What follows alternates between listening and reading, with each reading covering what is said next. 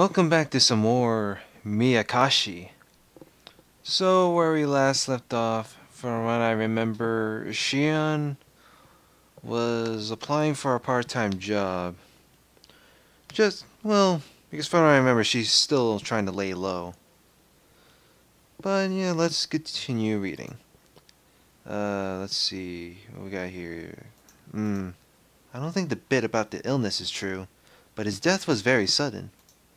The priest was busy preparing for the festival and he got sick around that time, so I guess he died of a heart attack or something. But it's just crazy that somebody died on the day of a Tanagashi again. It's the third time in a row. It's unbelievable that so many people have died on the exact same day. The coroner didn't find anything unusual about the cause of death, so nobody suspected that anything was wrong. But you're right that the whole situation is abnormal. Only the people who were likely to be cursed died on the day of the festival. There must be something behind this. Whether it's a conspiracy or a curse, there has to be. I decided to meet up with Mion at the library near the Okinomiya train station. It's not that I don't trust Mion, but I don't want to let her know where I live. Of course, not many people use this library, so I won't see anyone from Hinamizawa here. Well, you better not see anyone, otherwise you get screwed. It's very convenient. Oh shit. It's very convenient for meeting someone in secret. After we discussed my life plan and work schedule, we moved to small talk. I've been away from this town for years. Things have changed. I asked Mion about those changes in detail in order to fill in the gaps. While talking about various things, I brought up what Uncle Yoshiro had told me about Yoshiro-sama's curse. Even before I left town, the curse had already struck twice. The dismemberment murder on the first year left quite an impact. And the year after, the pro-dam activist couple fell off the cliff on the day the villagers were enjoying their first Watanagashi festival since the dam project was indefinitely frozen. This one also left quite the impact. The evil construction site manager was punished, and the next year the traitor to the village met the same fate. If it had happened only once, people would have concluded that it was just a bizarre coincidence. But when it happened 2 years in a row, people were far more likely to believe it was a curse. I know up to that part, and after I left town, the curse struck again for the third time. People talked about the curse more intensely than ever, both in Hinamizawa and Okinomiya. I have to rethink this. Oyashiro-sama's curse has drastically gained credibility while I was away. It was still unclear with the first two incidents, but after it continued for 3 years straight, people's doubts changed to convictions. Even though the priest who died on the third year wasn't an enemy of the villagers, the fact that people in Hinamizawa didn't care for him much added even more credibility to the idea. Wasn't the priest hated by a few? Especially by the committee members? Yeah, they criticized him for being a fence sitter. Toward the end of the dam conflict, the protesters were all taking aggressive stances, so they didn't like how soft he was being. The priest had looked strict and scary. The way he spoke was always so formal. But in reality, he was very warm and reserved. Maybe it was because he was a son-in-law having married into his family. I'm sure the priest and his personality were the perfect fit for managing the shrine that was used for summer festivals and village meetings.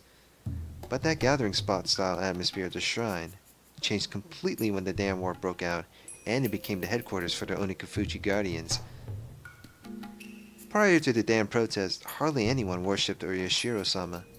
Of course, the devout elders paid worship to him, but the average person treated our god like how you'd treat fortune-telling. Once the dam protest began, Oyashiro-sama was suddenly hauled out as the symbol of the village's resistance. Tracing the Oyashiro-sama faith back to its roots, it was an exclusive, elitist faith that believed its members were descended from a holy ancestor, different from the masses at the foot of the mountain, and that those tainted masses should never come near the village.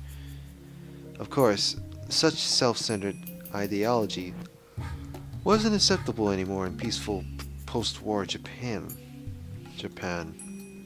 So this doctrine was abandoned over time. Still, that idea remained, and they trudged it back up to fan the flames of nationalism and unite the town against the dam project. With the revival of those ideas, things only grew more radical by the day, and it didn't take very long for the Onikafuchi Guardians to become aggressive. After that, we were in a state of war. 100 million, burning as one, killed the white savages, want not but victory. Adults and kids were both were gnawing at the bit, of it to repel the foreign invaders. Describing it like that makes it sound kinda awful, like a reminder of the dark times of wartime Japan. But like I said before, for us kids it felt like a war and more like a village-wide festival. Yet despite calling it a festival, dissenters were treated coldly. Their heartlessness lived up to the expression, wartime regime. The Hojo couple who voiced their acceptance of their dam project in the midst of that atmosphere were truly brave. Then on the second year of the curse they died in the accident, and everyone believed it was Yoshiro-sama's curse without question. So they were branded traitors and enemies of the village. Good riddance to those fuckers. The Hojo couple faced worse than just being ostracized as traitors. Everyone gave them the cold shoulder and talked behind their backs. The only person who didn't treat them badly was the priest. While the priest never objected to the anti-dam movement, he also never objected to the Hojo couple's advocacy for accepting the government's eviction and restitution to rebuild new lives.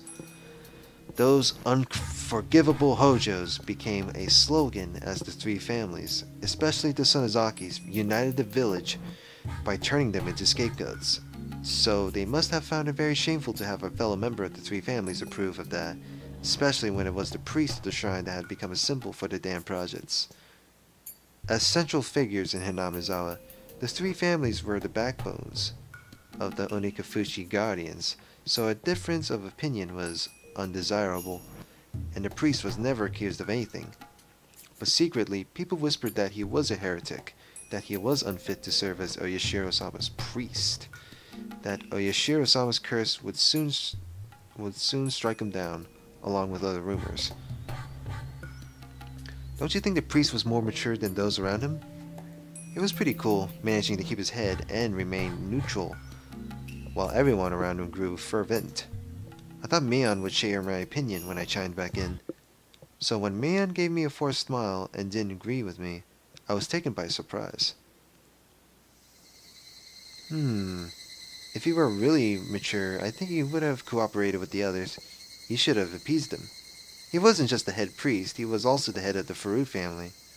That was a time when all of Hinamizawa needed to be reunited, so having one of the families who are supposed to serve as examples disturb that harmony was, I don't know if that should be called mature. It's hard for me to tell. I was taken aback. I barely managed to say the following. No words, Even though we're identical twins, we still had our own unique identities. Every now and then our opinions differed, but usually only over some trivial matter.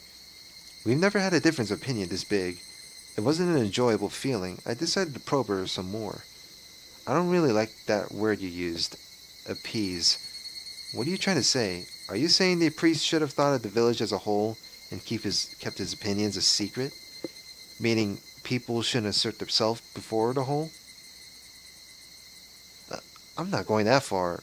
It's just, I thought that as a member of the three families, you should have acted more carefully. That's what I mean.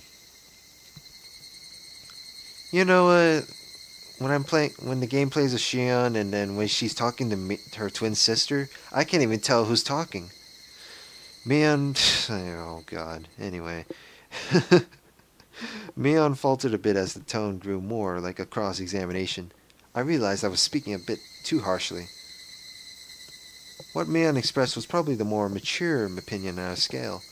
When everyone needs to work together to stand up to a vast enemy like the government, people should refrain from actions that would destabilize that alliance. Writing it out and reading it now, I can understand that. But I wasn't mature enough to agree to such a totalitarian idea. Or maybe it wasn't me at all. It was Mion who'd made that mature judgment.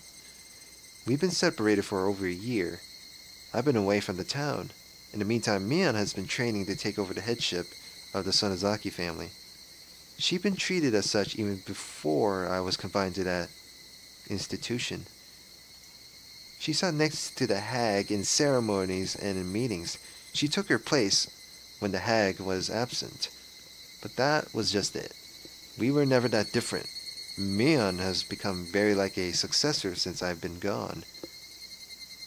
Uh-huh. You sound like a grown-up now. She seemed to get what I was implying. Am I thinking like Granny now? That's good. You're the successor. You shouldn't think like the rest. You've definitely learned the art of ruling. I never learned anything like that. I'm just trying to act like her. You can do it easily too, you know.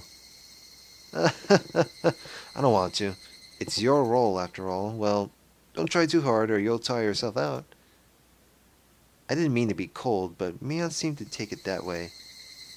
She smiled as if trying to pacify me. I smiled gently back at her.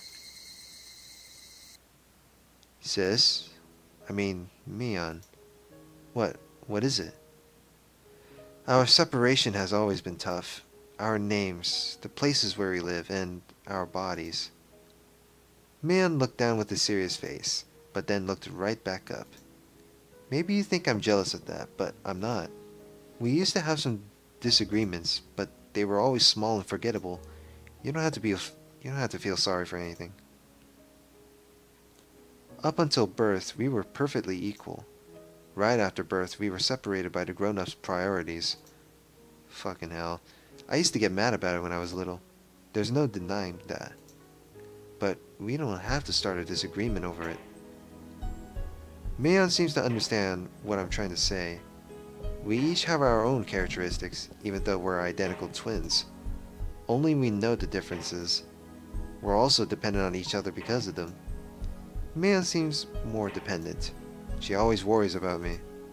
If somebody gave her a cookie, she'd divide it into two and give one half to me. If somebody gave her a candy, she'd wait until I said it was okay to eat it. On the contrary, I'm cold. I don't care about others if I'm satisfied. I'd put the candy in my mouth right away. I have to emphasize that I don't hate her, and I'm well aware that she loves me. We both know that. Mion must have been hesitating to put the candy of the successor in her mouth, and was waiting to see if I was okay with that. Do your best, Mion. I'll do my best as Shion, too. I tapped her forehead with my fist lightly. Mion put her forehead against my fist as if trying to feel the warmth. She's Mion, and I'm Shion. She's the successor of the Sonozaki family, and I'm just a vagabond. That isn't a distinction, but rather our individuality. We shouldn't worry too much about the other anymore. We should feel relaxed, living as who we are, with our own characteristics. I didn't have to say any of that out loud. We can communicate by touch, just like this. Okay. Thanks, Shion. No worries, Mion. Let's talk to each other whenever we want to. Like we've always been. That'll never change, okay? Okay. Okay. Mion kept nodding with her forehead against my fist.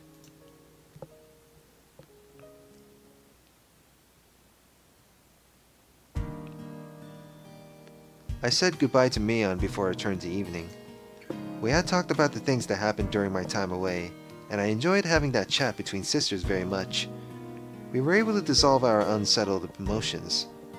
We didn't used to do that. Maybe it's because we hadn't seen each other for over a year. Phew. It was late afternoon. My heart felt lighter now. I stretched and looked up at the sky. The sky was clear, blue, and far away. No matter how tall I grow, I'll never be able to touch that sky. I'm Shion Sonozaki, a girl who escaped from the life she was forced to live. Nobody will praise me for what I did and for what I'm going to do, but this is what I chose. Aha, I can think maturely too. I psyched myself up. I should go shopping for dinner. Though I have Kasai's help, I need to save money. I love junk food and all, but it'll be cheaper to cook. Ironically, the culinary classes from that evil-ass school will come in handy. Oh boy. Why not go to the shopping district in Kamishiki? If I'm going there, then I need to take the other street. The cool breeze in the late afternoon felt nice on my skin.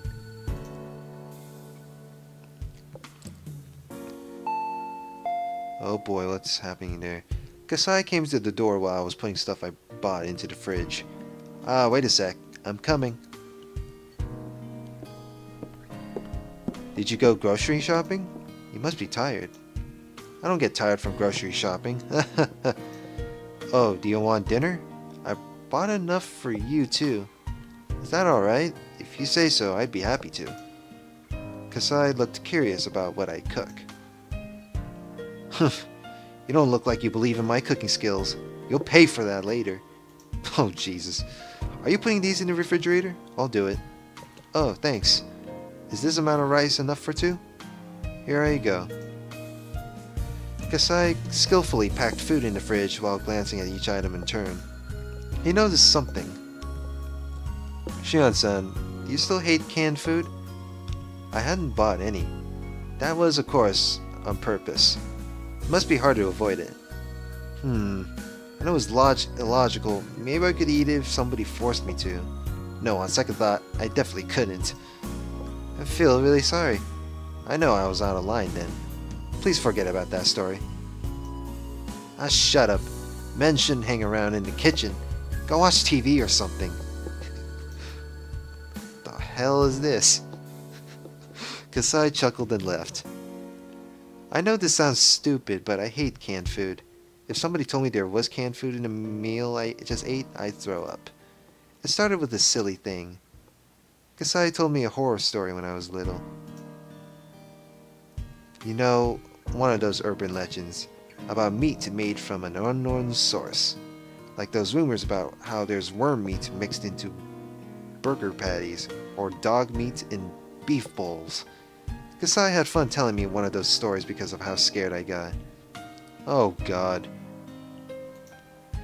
He had fun, but I obviously didn't. Am I supposed to be disgusted by this? Worm meat into burger patties and dog meat in beef bowls? Am I supposed to be, afraid of that shit? He had fun, but I obviously didn't. I even started to cry in the canned food section of a supermarket. That's how much I hated it. I don't freak out like that anymore, but I still don't like canned food. Since I don't like it, I don't force myself and I now live my life naturally with avoiding canned food. Is eating canned food that bad? But like the hell? I don't even know. One of the big differences between us twins is that Mion doesn't have this issue. Kasai feels responsible for this, but he can't rid me of that fear. Still, a flaw like this is actually a good thing, otherwise I'd be too perfect. Kasai, set the table, would you? It smells good. Thank you for doing this. If this isn't enough food, you can go to a beef bowl place later or something. And don't turn off the TV. I hate having dinner in silence. Thank you for the meal. So, what is it, Kasai? You came here for something, didn't you? I handed him a cup of tea. I could wait until dinner was over, but I wanted to get to the point quick. I thought I should wait until we finished, but would you mind if I talked while eating? It's been bugging me since you got here. It'd be much easier for me to eat if you started talking now. We received a phone call from the school today. Today? That's late. Sounds like they didn't want to make it public. So, what happened? Akane-san took the call. She said she was going to tell your father when the time is right. Akane-san is my mom. That's what Kasai calls her, as he's known her since before her marriage. So, what did she say? I was lucky she answered the phone, since she's relatively on my side. Other than calling you a brat, she didn't seem surprised by this outcome. I see. So she hasn't told Dad yet? She's probably waiting for the right moment. I think she's going to in a couple of days. Well, I don't know if I would be scared of that. That isn't. Oh God. That is on the hag's side. So he'll definitely talk to her if he hears about it. Then she'll have to. Then she'll have her men bring me to her, and depending on my explanation, make me offer a finger or two. Scary. I wish you could laugh it off, but please remember you're not the only one who. Ouch. You're eating too fast. I cooked too much rice and miso soup, so you'll have to have another round. At least 3 helpings, alright? A few days later, Mion told me that the hag had heard about my escape. Mion told me that the hag had heard about my escape. God damn it. Fucking old bitch is going to kill me one day. So, how did she take it? She was furious. She said that if you were in Okonomiya, she'd get you right away. Scary. And? Is Dad doing anything? They'll hold a family council soon to see if any of the family members are hiding you. It doesn't look like she'll have the greenhorns search for you all over town, though. Holding a family council means that things will remain in the hag's hands alone. She won't search the town for me. It's like she's unofficially approving my presence. It's like she fucking knows. Of course, I'll get caught immediately. Of course, I'll get caught immediately if they find me in a large public place. Seems like Mom did a lot to help me. I can tell she's being supportive. It's a long story, but my mom is sort of an outlaw, even though she's of the Sonozake bloodline. A long time ago, she had a huge fight with the hag because she hated the family rules and traditions. She was even excommunicated. My mom was supposed to be the successor, but she was deprived of the title and Sis took her place instead. Well, ain't that some bullshit? While she's quiet now, Mom's still an outlaw. She's always been on my side because I also hate rules and traditions. Fuck that shit. Shion should be the better ruler. Dad was flaring up at first, but Mom pacified him. He can't win against her after all. Okay, thanks. Let me know if something comes up. If things really go bad, I'm ready to leave town. I can't let Kasai, Uncle Yoshiro, or Mom lose face. No words. Sis, I know what you're thinking. You're asking yourself why only I had to go through this, even though we're twins, aren't you? Mion was silent. That meant yes. It isn't fair that only you had to live like this. It's absolutely not. Thanks. I appreciate your feelings. Tell me when you want to go out. I'll arrange my plans so that I can trade places with you. She sounded apologetic. I shouldn't go quiet or agree with her. She sticks to things a little too much. Once she goes down, she'll stay there for a while. So I just told her simply. Thanks. That's really nice of you. Okay, I'm hanging up now. Talk to you later.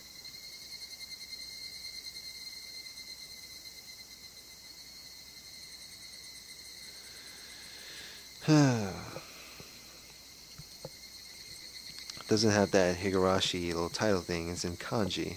You have received new tip, a smudged diary. And I got another achievement. Nice, so... I don't know why, but this is a short-ass chapter. Holy shit. But before we end things out, look at this new tip. It's called Smudge Diary.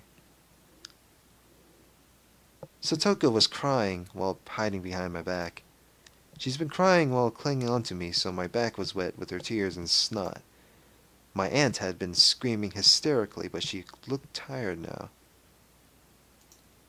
I suddenly realized that it was already past 1 in the morning.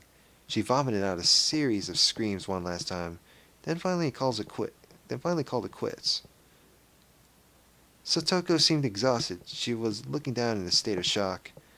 Even after my aunt walked away, she didn't realize she had been freed.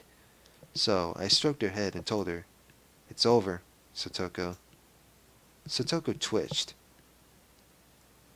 Her eyes grew bright again and tears rolled down her cheeks. She looked up at my face. No words. She knew it was over, but wanted to hear it directly from me.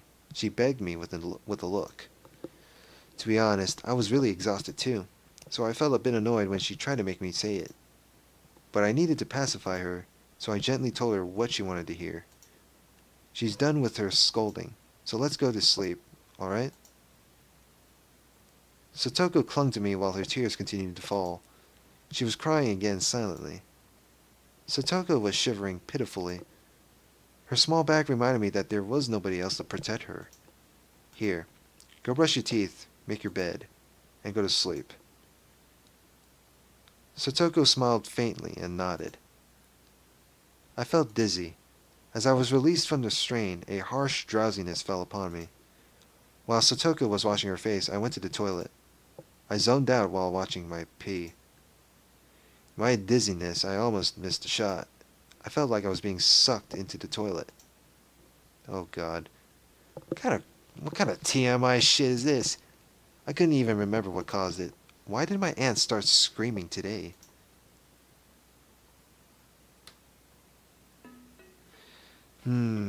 Satoko... Yeah, Satoshi. I'm guessing this is Satoshi's perspective, according to the diary.